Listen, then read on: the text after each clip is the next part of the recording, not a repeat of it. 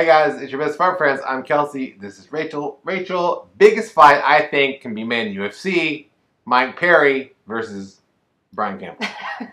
Can't wait to see that, especially because I've never seen Brian fight before, right? Right. The one we were getting with Mike Perry. Very interesting, and especially because apparently there will be a death at the end.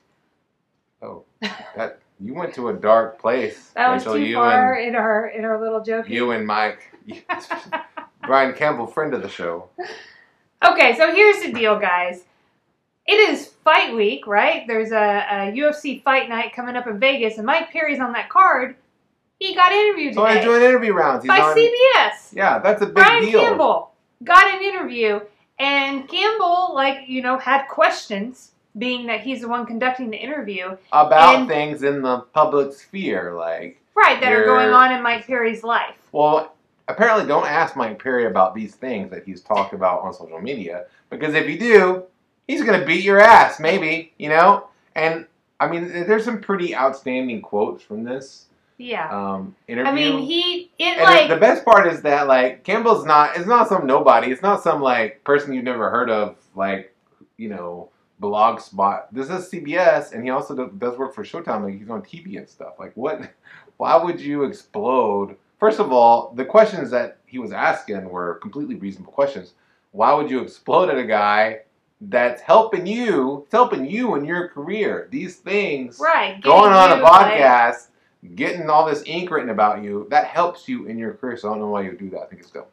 Do you think this also helps Mike Perry's career? No, because I think that these are the kind of he's been doing things lately. Look, he's lost, I think, 3 of his last 4 or something like that. They're going to cut you. Do you know what I mean? They'll cut you. And this will be a good example of, why maybe you wouldn't get another shot. You can't go out and threaten media people, especially the big-time media people like Brian.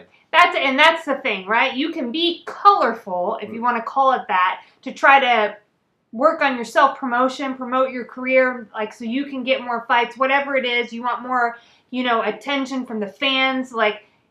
Yeah, you can do that. But there is you can cross a line where you burn your bridges. I mean, I like And when you threaten the life of a media person, especially one as well-known and beloved, as... even beloved, maybe? Yeah, as Brian Campbell, well then, yeah, you've kind of what are you doing? I mean, that would be like going and threatening the life of Dana White. You don't bite the hand that feeds you. And that is essentially what I think Mike Perry Dana White's not beloved. Has done. I want to believe that, yeah, but at the same time, if this was boxing, would this matter? No, they would keep promoting. I think of people like Adrian Broner who have said and done crazy, wild things, but almost because of that, get a lot of opportunities because they bring a lot of eyeballs. Do you know what I mean? People are interested in watching them. So I don't know. I don't think the UFC would do that. But we don't know. Maybe Mike Perry wins this fight, and maybe he's just, blowing off some steam. I don't really know. I do know that it's not a great look, Mike. You know what I mean? You're already doing wild things, bringing your girlfriend in to corner your thing. That's a pretty, cool thing, I think. It's interesting.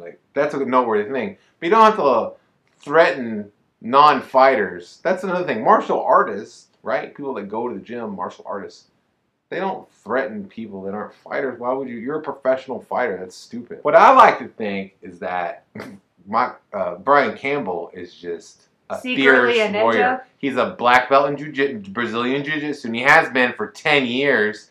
He's got elite striking skills, and nobody really knows this. But in his head, he's when he gets threatened, B. Campbell's you know what? In his mind, he's I just saved this guy's life by not responding to this. Do you know what I mean? That's what I like to think.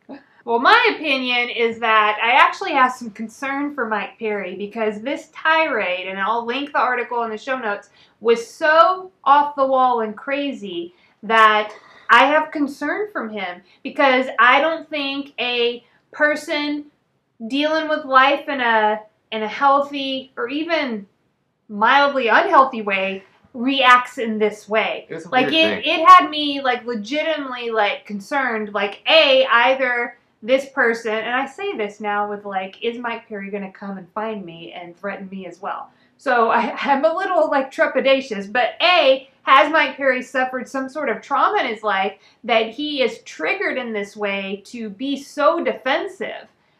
Or B, is there some kind of other influence, other substance involved that he is also like paranoid and ultra defensive in this way? That, I mean, that's how off the wall like this is.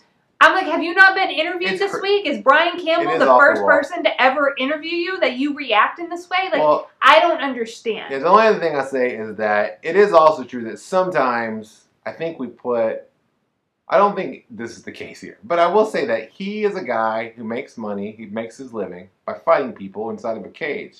So I'm saying that maybe the lines of where you like fight people gets blurred because he doesn't go to the office every day and put on a little shirt and all that and sit around with people that he has to interact with. He learns how to fight and he fights, and that's all he does. And so I'm saying that he doesn't have the practice of doing all these social skills that other people get conditioned into. So I think that I'd have to see a lot more. Let me finish my point. All I'm saying is that sometimes we look at fighters and we think, well, this person shouldn't be like this. And while it's generally true, I think sometimes we just have to accept that these are different sorts of people. Then that fits back into what I'm saying, because when we look at all UFC fighters, I don't see other UFC fighters who are also trained to fight in a cage as their career reacting in this way. But I do see Mike Perry doing it, and that's what makes me think there's something else going on, that he's triggered to react in this way. There's definitely something else going on. And yeah, so like I get like, but we're all human beings. So like regardless of what my job is, you know, like if I'm a janitor, I don't just go around like cleaning people's houses. For all we know, here's another part that actually what I thought when I read the article by Brian Campbell.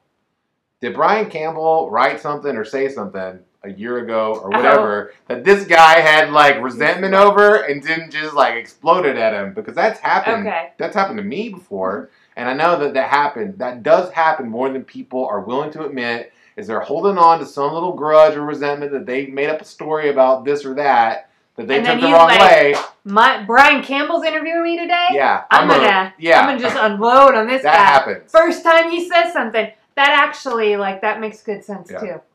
And, like, hey, I know all about resentments, man. I gotta spend my whole life trying to rid myself of resentments. I'm with you there. Yeah. So I understand it. I don't, like, I've never reacted in that way because of a resentment. Mine are much more subtle. And, like, you know, probably over time, like, I'm gonna, like, slowly, undetectably, like, get at you. And I thought that if you read the article about Brian Campbell, because it happened on his podcast, but he also wrote about it, he did a good job of not writing the piece with resentment, right? It wasn't like, me, you know, because he really could have just lit into this guy, like, you know, which isn't really a journalist's job. So I think he did a great job there. And you linked to it in your article that you wrote about this event. Yeah, because, it's not every day that a UFC fighter threatens MMA reporter, MMA journalist, and especially one that's combat sports journalist like Brian Campbell, like a bigwig. I call him a bigwig. I call him bigwigs. He's a bigwig. Bigwigs don't get threatened. We are not bigwigs, but we I have the littlest wig possible. We do implore you to like, comment, and subscribe, and please subscribe to our channel because, like, we can just present you like this kind of stellar content and our amazing opinions all the time. We do have amazing opinions.